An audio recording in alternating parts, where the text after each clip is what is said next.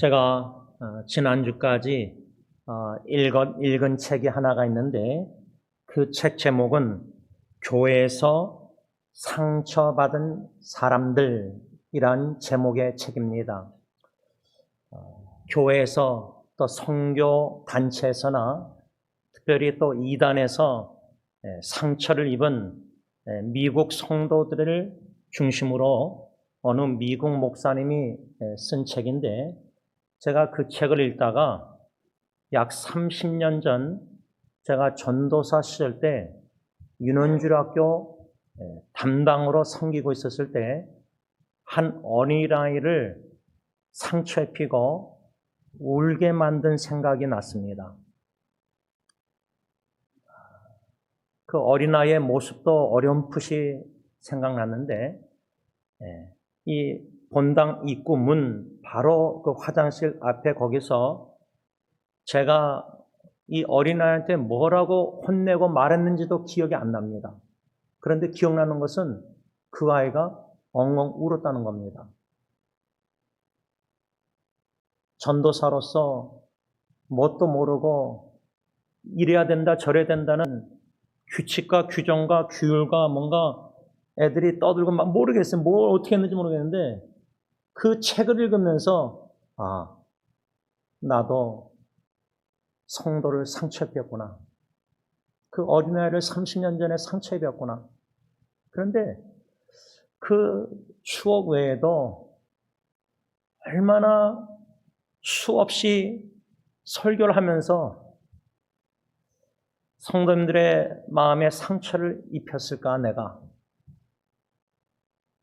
물론 어느 목사가 설교하면서 어느 강도사 전도사가 설교하면서 하나님이 사랑하시는 양떼 성도님들을 상처 입히려고 의도적으로 설교하는 목사가 어디 있겠습니까? 그러나 본의 아니게 제 자신이 하나님의 크신 사랑을 경험하지 못하고 율법주의적인 바리새인과 같은 껍데기 종교 생활을 하는 것이 바른 신앙생활인 줄 착각하고 자기의 의를 추구하고 자기의 노력과 행함을 뭔가 규칙과 법을 계명을 지키는 뭔가 껍데기 알맹이는 빼놓고 사람에게 보이는 이러한 율법적인 잘못된 종교 생활을 하고 있었기 때문에 그 안에서 그런 설교가 말이 행동이 나올 수밖에 없지 않았는가 이런 생각이 들었습니다. 오늘 이 자리를 빌어 적어도 여러분들에게는 죄송합니다. 제가 제 아내한테도 내 설교 20년 듣느라고 참 힘들 텐데 근데 성도님들도 쉽지 않은 설교를 또 찔리는 설교를 어쩔 때는 채찍질하는 설교를 참 자기 죄책감을 느끼게 하는 설교를 다 저의 잘못이고 부족함입니다. 요즘 왜 이렇게 눈물이 많아졌는지 모르겠습니다. 하나님 앞에 예배를 드릴 때 자꾸만 눈물이 나오는지 잘 모르겠지만 마음이 왜 이런지 잘 모르겠지만 참 잘못 신앙생활 해왔구나. 지금도 잘못하고 있구나.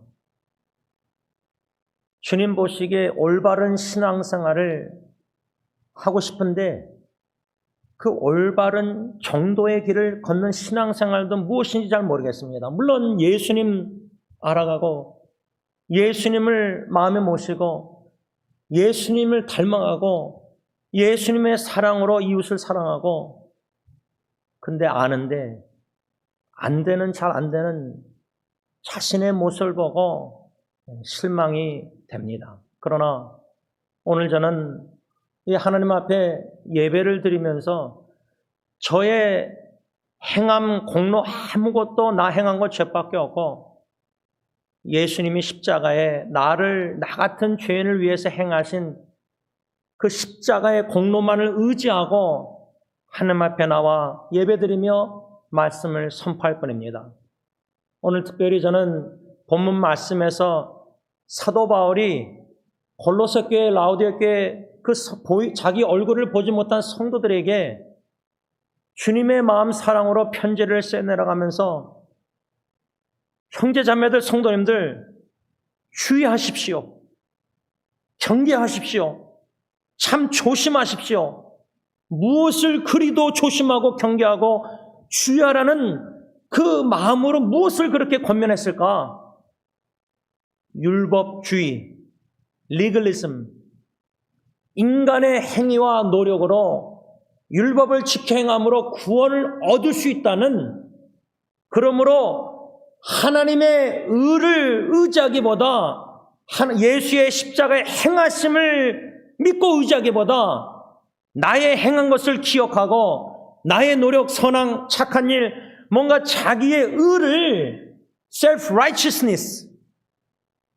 그래서 바리새인처럼 하나님 앞에 나와서 예배드리면서도 기도드리면서도 나는 일주일에 이렇게 금식하고 이렇게 헌금하고 나는 이렇게 나의 공로 행함을 기록한 것을, 마음에 기록한 것을 자랑하는 기도와 예배를 내세우는, 드러내는 하나님의 영광을 드러내기보다 교인들 앞에서 자기를 드러내고자 자랑하고자, 그런데 인정 안 하면 섭섭해하고 시험 들고, 그런 잘못된 삐뚤어진 그런 율법적인 외식하는 위선적인 겉과 속이 다른 진실되지 않은 거짓된 겸손도 포장된 교만한 데 마음은, 이런 바리새인처럼 외식하는, 사람에게 보이고 칭찬받고자 하는, 높임받고자 하는 종교 생활이 더 이상 하고 싶지 않다는 겁니다. 그것을 사도 바울은 권면하고 강조하면서 조심하라, 주의하라 그랬는데 조심 못하고 모태신앙으로 자라나면서 잘못 신앙을 배워서 교회 다니면 술, 담배 하지 말고, 교회 다니면 주일을 거룩하게 지켜서 주일날 돈 쓰면 안 되고, 주일날 공부하면 안 되고, 뭔가 교회를 다니면서 성경 공부나 배운 거나 보고 듣고, 이게 신앙생활 하면서 이게 내가 진짜 제대로 신앙생활 배운 건가? 이게 진짜 예수님이 원하시는 신앙생활인가? 이게 예수의 참 제자의 삶인가? 이게 참 복음에 합당한 삶인가? 기쁜 소식인데, 복음은, 예수의 기쁜 소식은 신앙생활에 기쁨이 없고 무겁만 있고 죄책감만 있고, 이게 무슨 신앙생활인가, 복음생활인가?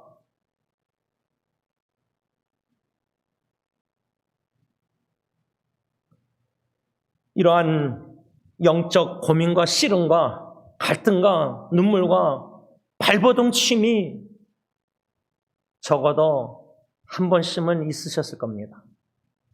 오늘 사도 바울은 이러한 씨름과 갈등과 고민과 기도와 몸부림침과 율법주의를 경계하고 조심하고 주의하고, 이것은 껍데기 잘못된 종교생활이다. 참 신앙생활, 그 참 신앙생활에 사도 바울이 강조하는 오늘 본문의 문맥은 뭐냐면, 참 신앙생활은 하나님의 예수 그리스도의 그 사랑을 알아가고, 사랑을 느끼고, 사랑을 깨닫고 체험하고, 그 사랑에 감동이 있고, 감격에 감사의 눈물이 있고, 그 사랑에 못 이겨 견딜 수 없는 마음으로 하나님께 헌신하고 사랑하고 계명 순종하고, 뭔가 그런 사랑의 하나님의 사랑이 있는 그런 알맹이가 있는 진짜 신앙생활을 하길 원한다는 겁니다. 그러한 하나님의 사랑을, 그리스도의 사랑을 알아갈 때, 깨달아갈 때, 우리가 이 율법주의적인 삐뚤어진 잘못된 껍데기 종교생활을 극복하고 이겨나고 승리할 수 있다는 겁니다. 그래서 저는 오늘 본문 말씀 중심으로 그리스도의 사랑, 사도 바울이 말하고 있는 골로새서 2장 11절에서 15절 이 말씀 중심으로 그리스도의 사랑을 세 가지로 묵상하려고 합니다. 첫째로 오늘 본문 골로새서 2장 11절 12절을 제가 현대인의 성경으로 읽겠습니다. 여러분은 사람의 손으로 베푼 할례를 받은 것이 아니라 육적인 죄의 몸을 벗어버리는 그리스도의 할례를 받았습니다. 여러분은 세례를 받음으로 그리스도와 함께 땅에 묻혔고 또한 그리스도를 죽은 사람 가운데서 다시 살리신 하나님의 능력을 믿음으로 그분과 함께 다시 살아나게 된 것입니다. 이 11절, 12절 말씀에 우리가 적어도 여러 번 들어서 기억하는 단어가 나옵니다. 그 단어가 뭐죠? 구약에는 할례. 그 남자 아기들 피부를 베는 뭔가 할례라는 단어는 우리가 교회를 다니면서 좀 들어봤습니다. 더 익숙한 단어는 오늘 본문에 뭐가 또 나오죠? 12절에 세례. 세례를 베푼다 할 때 세례라는 단어도 여러분들 익히 들어 아시지 않습니까? 바울은 지금 할례, 세례 이런 단어를 말하면서 11절에 그리스도의 할례라는 단어도 말하고 있습니다. 근데 이런 성경 단어들이 좀 생소하고 좀 들어도 이게 무슨 뜻인가? 무슨 문맥에서 사도 바울이 왜 이런 할례라는 단어를 쓰고 왜 세례라는 단어를 썼을까? 할례라는 단어를 먼저 생각할 때 할례란 사람의 마음을 깨끗이 해야 할 필요성을 상징했다. 할례는 그냥 아기 남자에게 피부를 베는 게 아닌가? 근데 상징적인 의미는 우리 사람의 마음을 깨끗게 해야 할 필요성을 상징하는 게 할례라는 겁니다. 하나님을 믿음으로 오는 죄의 깨끗함의 외적 바깥의 표징이 바로 할례라는 겁니다. 우리가 하나님의 은혜로 예수 그리스도를 믿어 구원받았을 때 육체의 죄의 몸을 벗어버리는 영적 할례를 받았습니다.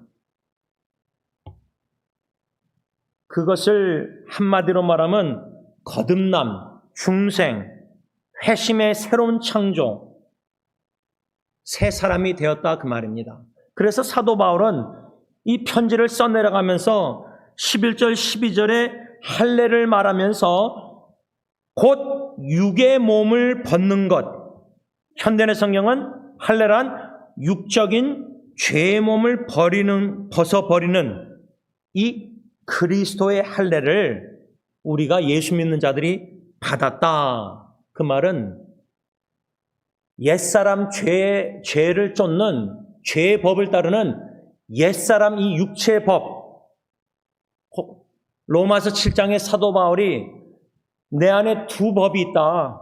하나는 육체의 법으로서 내 옛사람의 죄악된 육체의 일을 도모하는, 갈라디아서 5장에 우리가 성령의 열매를 얘기하지만 그 전에는 육체의 열매를 얘기하고 있습니다. 육체의 일을, 성령의 거스리는. 그러니까 우리 안에는 성령님이 성령의 열매를 맺어서, 예를 들자면 사랑, 성령님은 자꾸만 사랑케 만드는데 육체의 이 마귀 사탄의 옛사람의 법은 사람을 자꾸만 미워하게 만듭니다.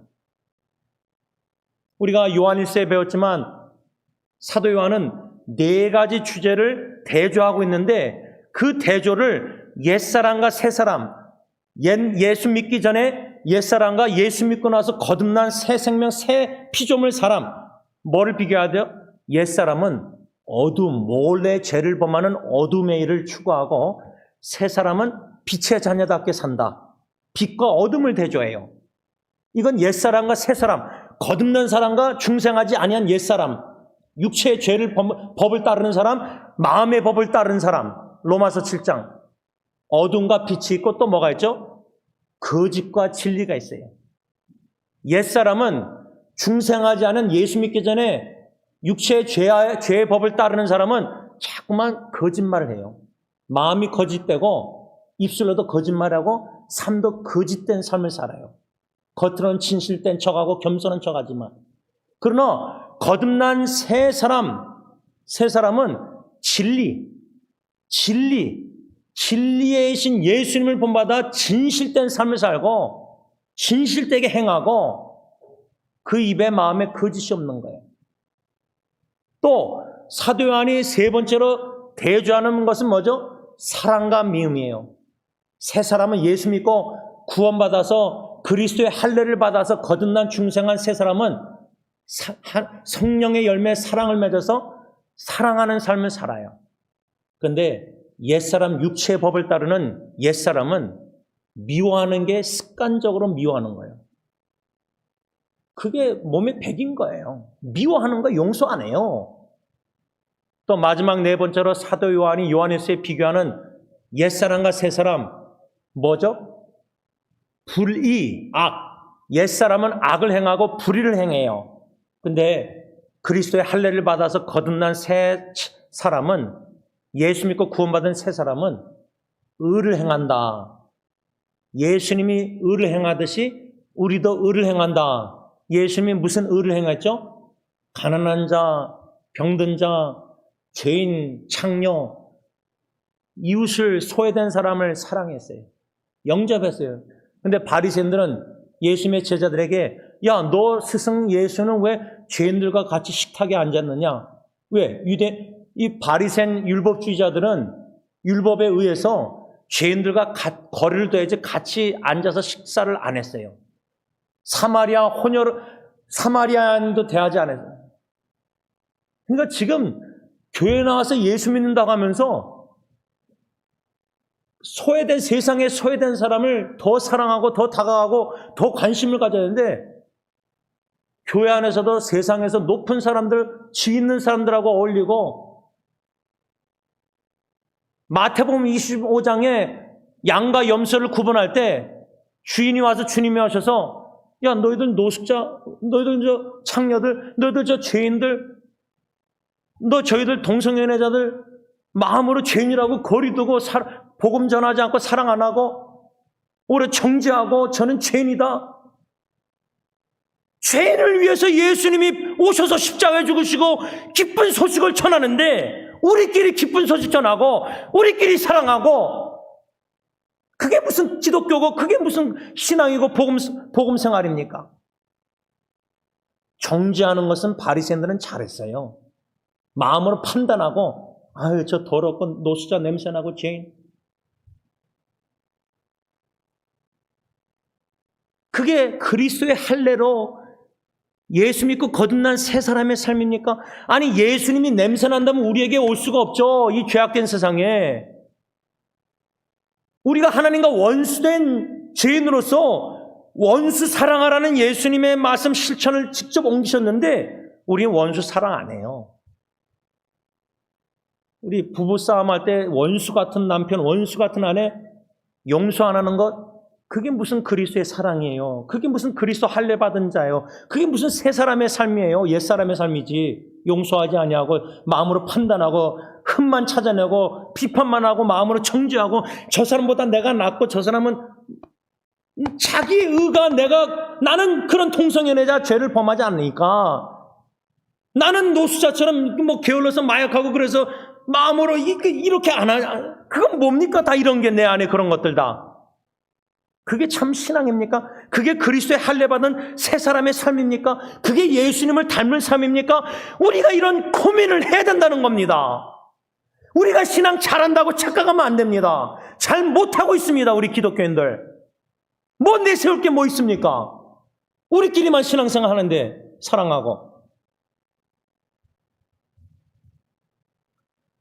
사도 바울은 할례라는 단어를 사용할 뿐만 아니라 세례, 너희가 세례로 그리스도와 함께 죽었고 또 죽은 자들 가운데서 예수를 일으키신 하나님의 역사를 믿음으로 말미암아 그 주님 안에서 저와 여러분들이 함께 일으키심, 이런 성경 구절이 너무 어렵습니다.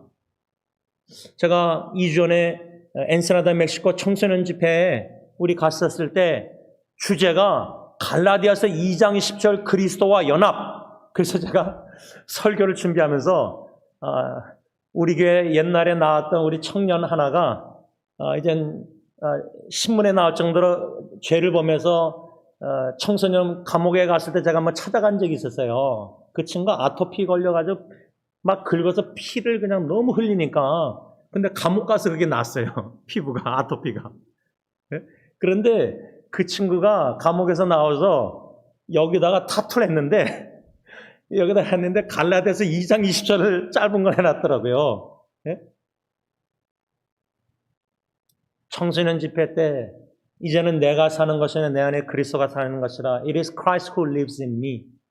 근데 갈라디아서 2장 20절 엔세나다 청소년 집회 주제인데 설교 준비하면서 이 주제가 너무 어려운데 나도 목사인 나도 신학 공부를 세 군데나 대학원 다녔는데도 잘 모르겠는데 근데 너무나 중요한 갈라디아서 2장 20절 주제인데 근데 오늘 또 골로새서 2장 11절 12절에 사도 바울이 골로새 교회에 대도 갈라디아 교회뿐만 아니라 그리스도와 연합, 이게 무슨 뜻인가? 아니 예수님은 약 2000년 전에 십자가에 죽으셨는데 우리가 예수님과 함께 십자가에 못 박아서 죽음받았다.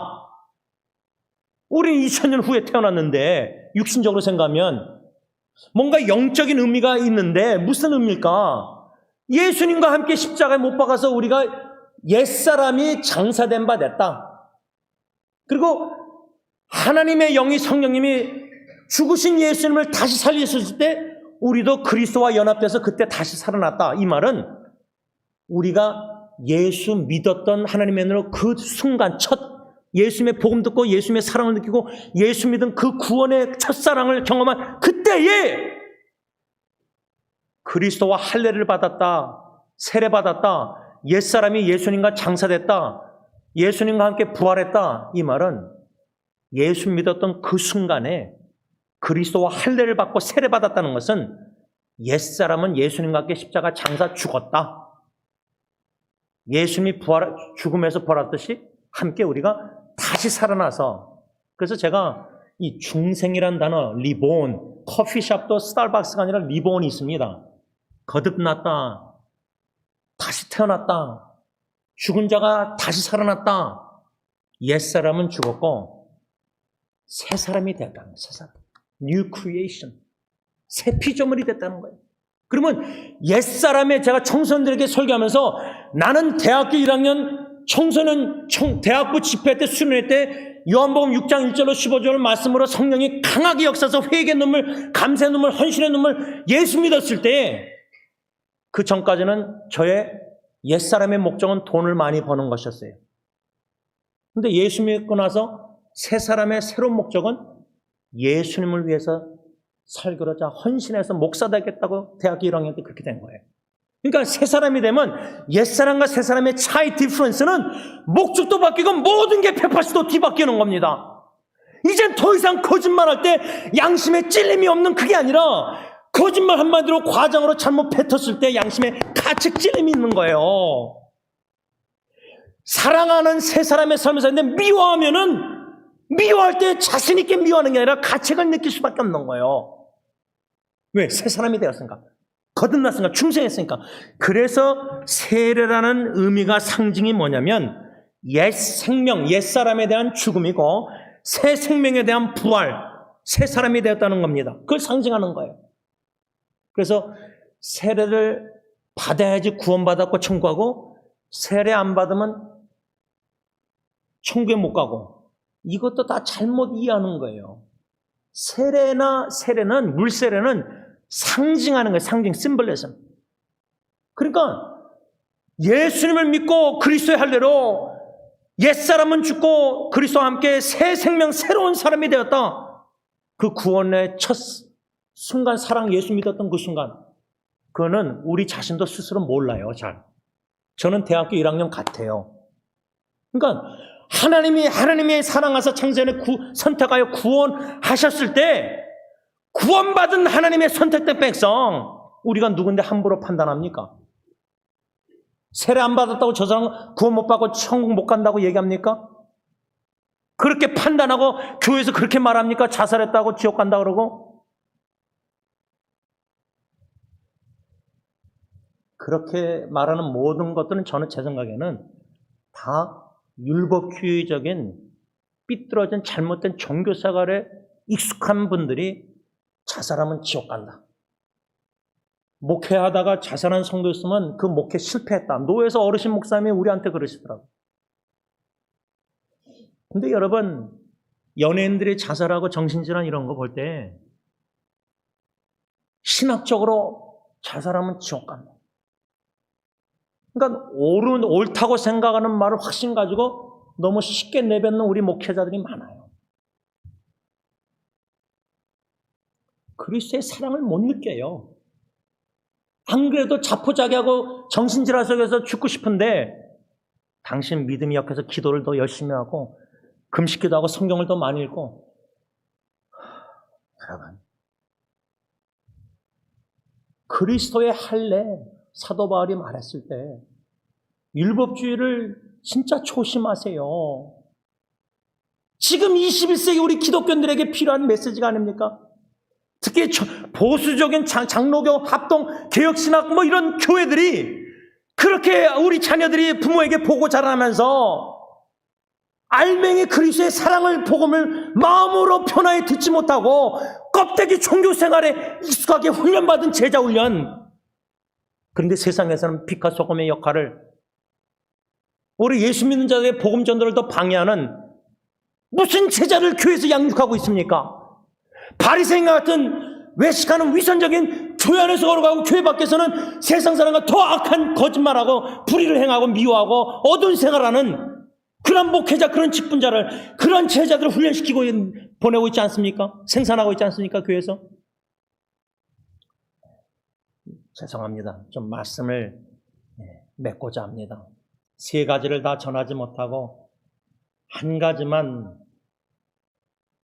그리스도의 사랑, 율법주의를 이기는 그리스도의 사랑은 그리스도의 할례, 옛사람은 십자가 예수 그리스도와 함께 죽고 예수 그리스도와 함께 다시 살아나서 새 사람, 새 피조물, 거듭난 중생한 예수 믿는 새 피조물, 새 사람을 저와 여러분들을 되게 하시고자 예수 그리스도 영원한 생명이신 예수님이 저와 여러분들의 모든 옛사람의 모든 과거, 현재, 미래, 원죄까지 다 지시고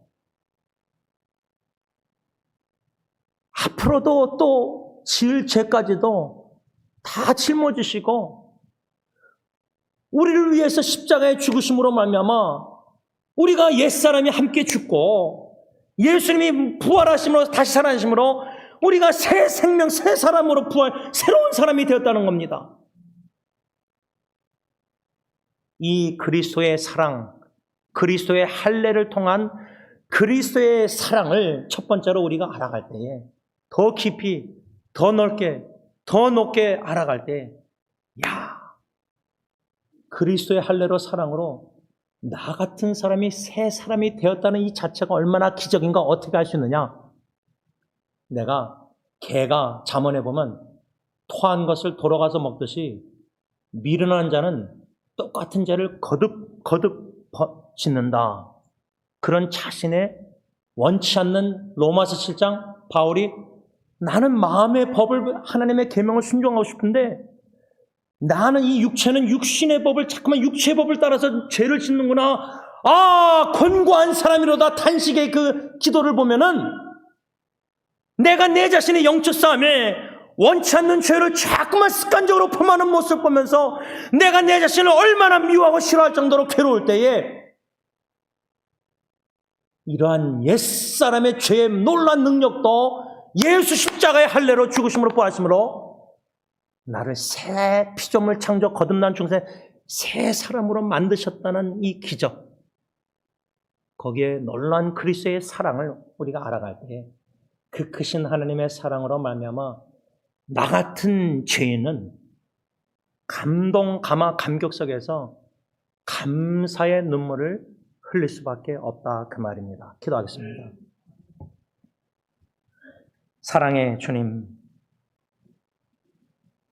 빛의 자녀인데 진리를 행해야 되는데 진실되어야 되는데 사랑하며 의를 행해야 되는데 오히려 옛사람의 습관대로 어두움에 몰래 죄를 짓고 진실되지 못하고 사람 보기에는 진실되지 모르지만 불꽃 같은 거룩한 눈으로 나의 심장, 양심, 폐부 모든 걸 보시는 주님 앞에서는 너무나 걸레처럼 거짓된 사람 마음,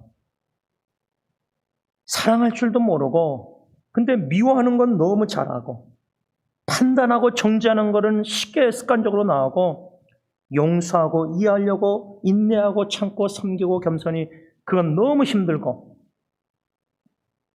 의를 행해야 된다는 거 알지만 저절로 옛사람 습관대로 불의를 행하는 자신의 모습 볼 때 이 정도로 걸레 같은 죄인인데 예수의 의로운 깨끗한 옷을 입혀주시고 의롭다 칭해주시고 모든 죄를 사해주시고 새 사람으로 새 창조의 역사를 이루신 성삼일체 하나님의 구속의 사랑에 감사함을 듭니다. 죽을 때까지 성령님, 아버지 하나님 예수 그리스도의 구속의 사랑을 깊이와 넓이 많이 높임을 나의 옛 습관을 직시하면서라도 깨닫게 하시사 깨끗하게 예수의 피로 죄사해 주시고 예수의 의로운 옷을 입히시고 새로운 사람으로 의롭다 칭하시고 보배롭고 존귀 여기시는 그 하나님의 그 크신 사랑으로 인해서 그저 감동감화 감사 찬양 경배 영광 헌신 오직 예수 그리스도를 믿고 의지하여 그리스도의 사랑으로 율법적인 옛사람의 외식하는 위선적인 모든 죄악된 것을 다 벗어버리고 날로 새롭게 하여 주시옵소서. 예수님의 이름으로 간절히 기도를 올리옵나이다. 아멘. 우리 다 일어나셔서 찬송가 304장으로 바꿉니다.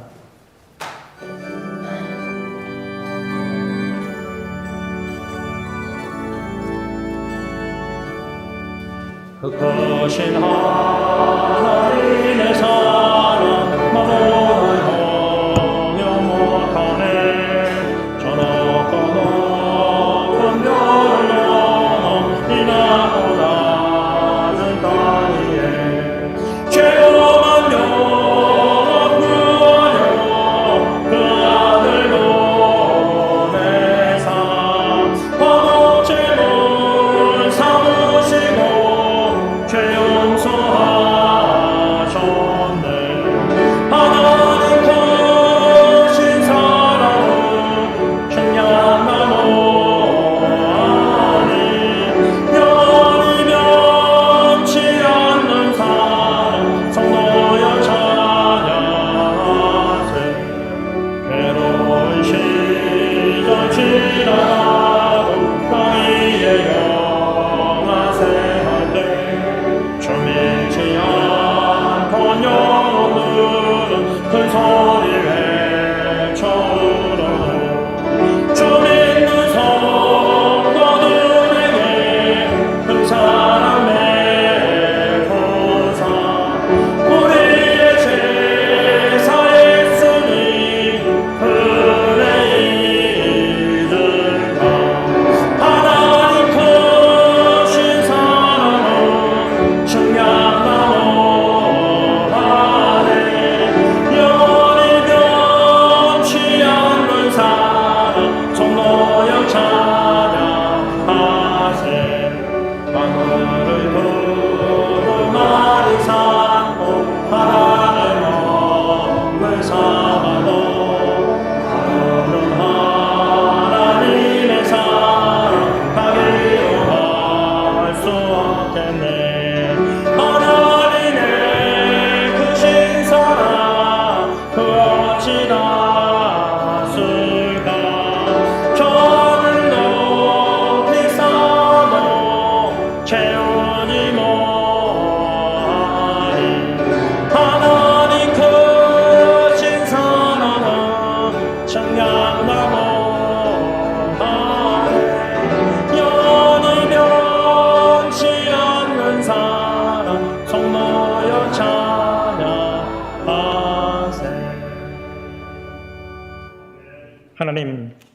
하나님을 향한 우리의 사랑은 새벽 이슬과 같이 잠깐 있다가 사라지지만 우리를 향하신 하나님의 사랑은 영원히 변하지 않는 줄 믿습니다. 이제는 우리의 모든 죄를 십자가에 대신 짊어지신 우리 주 예수 그리스도의 그 은혜와 독생자조차도 전혀 아끼지 아니하시고 우리 같은 하나님과 원수된 죄인의 구원을 위해서 십자가에 내어주신 아빠 아버지의 그 크신 사랑하심과 성령 하나님의 교통하심이 예수 그리스도의 할례로 말미암아 새 사람이 되어 새 창조의 역사를 주신 성령의 인도하심 따라 새 사람답게 살기를 간절히 소원하는 모든 하나님의 자녀들과 교회 위에 이제부터 영원토록 함께 있을지어다. 아멘.